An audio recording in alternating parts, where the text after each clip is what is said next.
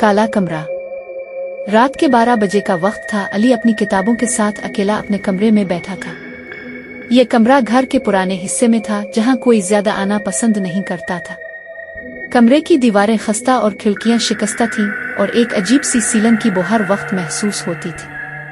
अली को अचानक ऐसा महसूस हुआ कि कोई इसके पीछे खड़ा है। इसने मुड़कर देखा तो कुछ भी नहीं था। वो सर झटककर दोबारा किताब पर झक गया, लेकिन कुछ देर बाद किताब के सफ़हात खुद ब खुद पलटने लगे। अली ने घबराकर किताब बंद कर दी और उठकर लाइट ऑन करने की कोशिश की, लेकिन बत्ती गिल हो चुकी थी। अंधेरे में इसे खिड़की के पास एक साया दिखाई दिया। वो साया आहिस्ता आहिस्ता इसकी तरफ बढ़ने लगा। अली का दिल तेजी से धड़कने लगा। साया करीब आया तो अली ने देखा कि वो एक औरत की शक्ल में था, लेकिन इसका चेहरा धुंधला और आंखें सियाह थीं। अली ने दरवाजे की तरफ भागने की कोशिश की, लेकिन दरवाजा खुद ब खुद बंद हो गया। औरत की आवाज गूंजी, ये मेरा कमरा है, यहाँ कोई और नहीं रह सकता। अली ने चीख मारी और बेहोश हो गया।